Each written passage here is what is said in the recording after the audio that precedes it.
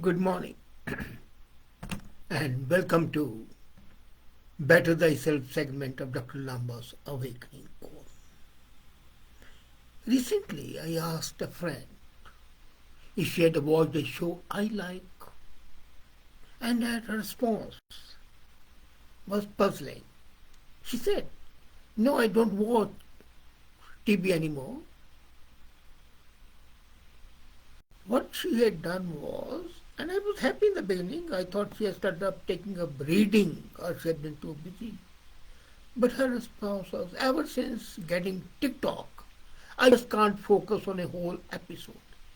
A few seconds, a couple of minutes, and then you can't focus on an episode on the TV. I was shocked. I know I shouldn't be. In the modern world, inundated by the digital screen and the constant ping and the vibration of the notifications. It's no surprise that our attention is dwindling down to zero, zilch, nada, nothing. Whether you find yourself daydreaming at work or mindlessly checking your phone while watching TV, it can feel near impossible to maintain focus on a single task for an extended period of time. I was reading a magazine on neuroscience and I saw that you are not to be blamed for it. After studying both humans and monkeys, and humans are from monkeys, the University of California, Berkeley discovered that attention pulses in and out 4 times per second. So if your attention is pulsing in and out 4 times a second, that means that you are facing an uphill task every second. And that uphill task is battle of distraction. Even during the couple of minutes of watching TikTok, you would find people lose attention, and I've seen it. Another friend had told me, Dr. Lamba, don't give these commands. You should only go to TikTok or to Instagram and things like that. Now, scientific hypothesis is that the shorter span gives early humans an evolutionary advantage of being able to monitor the surroundings of the danger. Today, you don't have that problem, which your ancestors had. So why is it that you're still worried about not having a proper attention span, which can be laser sharp, increase your productivity, increase your creativity? You have digital devices specially designed now instead of the danger. At that time, the danger was from the natural causes. Now the danger is from these digital devices. Automatic notifications. They prompt you to automatically, at random intervals, change your attention. And what you need is a dopamine hit of bright light or social reinforcement. Now, what exactly is attention span? That's $1 million question. It is the length of time for which you are able to concentrate mentally on a particular activity. Attention refers to your thoughts and the length of those thoughts. It's a sort of overarching, colloquially used term, but it can mean many things. There are different flavors. Attention relies on mental ability doing their jobs. It's like a working memory, kind of your brain's RAM, inhibition, and mental flexibility. That is attention span. And there are infinite number of things hanging around us all the time. But the brain can only process a limited one. To illustrate how our brains decide what to pay attention to, we call the classic example I can think of is a cocktail party. At the cocktail party, you can focus on any number of stimuli. The music playing, the sound of the glasses tinkling, the person walking by, a beautiful girl or a handsome man, or the conversation happening behind you. So, thanks to the brain's filtering process, you usually tune to what you think proper. And I'm not talking of those people who suffer from ADHD, attention deficit hyperactivity. I'm not to the people who are from autism. I'm talking to normal human beings like you and me. So, technology with the pings and the pops-ups divert you from the attention. But this habit has become ingrained. And the moment the ping is there, we go to our device. And that destroys our attention span. Due to brain's use of schemes, a framework of interpreting complex systems, we have become attuned to the short term. Now, how to increase it? That's a major issue which we started. The first thing you should do is limit how often you switch your task. I mean, if you are switching your task, TikTok is switching your task. You are watching one, then you go to other, then you go to a third. Now even Facebook has come with the reels. A couple of minutes, a few seconds. One time it might be cooking, the second time it might be cleaning, the third time it might be looking pretty, and so on and so forth. So the Harvard Business Review I was reading, they have quoted a study that an average human being switches tasks 1,200 times per day and without knowing. Now, simple, you are reading and then you are listening to music and then you are talking about, you are switching immediately. And this bouncing from one thing to the other can have a detrimental effect on your focus and your performance. And you might have seen, you're talking to your life partner and you think of something else and you say, are you listening to me? Am I talking to a door? Yes, she is. He is. Because your attention span is become so short that you can't even imagine it. There was an observational study in 2005 and it found that an office worker spends on an average only 11 minutes working on one project before switching to another. One interrupted participant took an average of 25 minutes and 25 seconds to resume the work.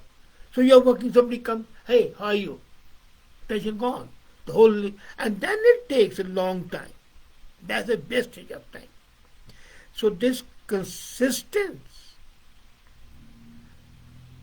interruptions are the biggest problem. So limit something you can't change.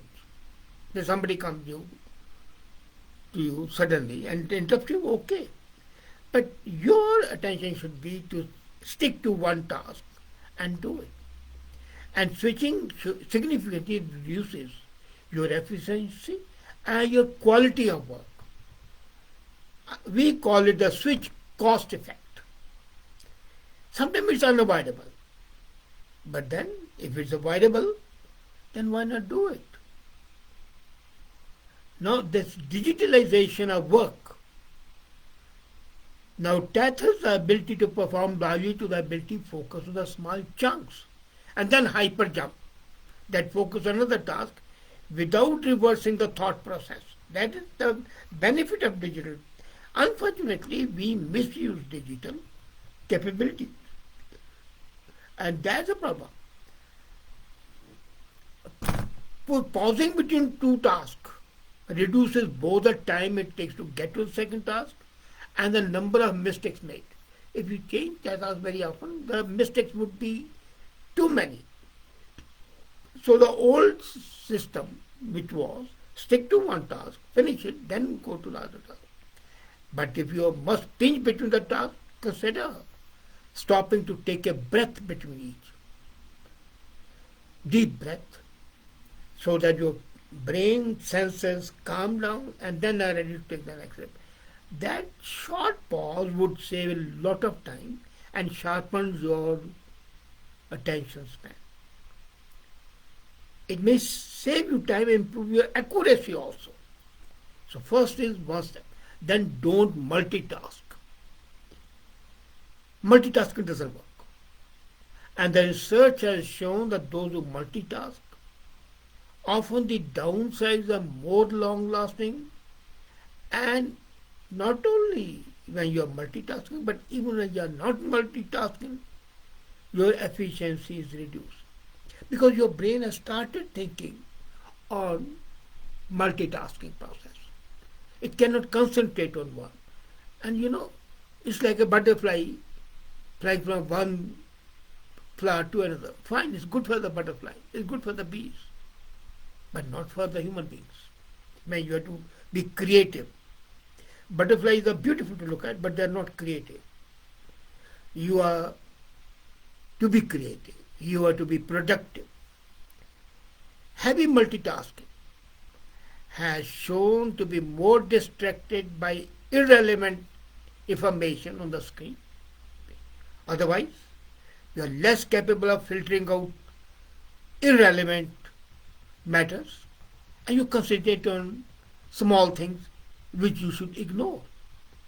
Secondly, if you are multitasking, you are very slow to respond when asked to switch tasks.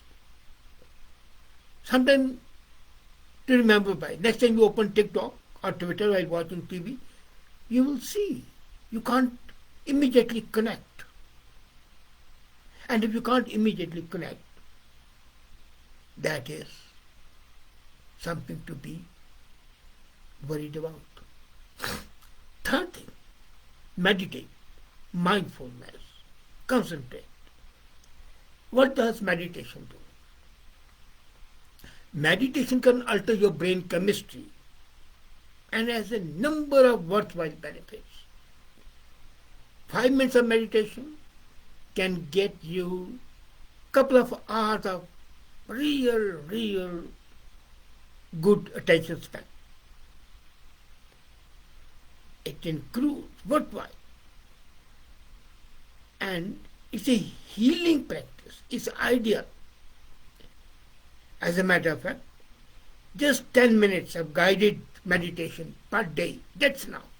It will increase your attention by more than 30 times. That has been proven. Just 10 minutes of meditation. And if you can just close your eyes, meditate every hour, imagine how productive you will be. Somebody asked me, Dr. Lamba, you give your comments every morning. You write 4 to 5 articles a day. You have written 8 books. How do you do it? And I tell them, well, I work for about an hour or so, and then I just either enjoy the beauty of the flowers or the wind, or just close my eyes and think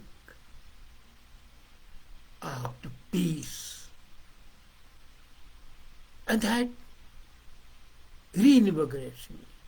That's my oxygen. And after 10 minutes, again, I can do it. So what people perform in one day, I'm able to perform in a couple of hours. And the fourth thing you have got to do is eat brain-supporting foods. There are certain foods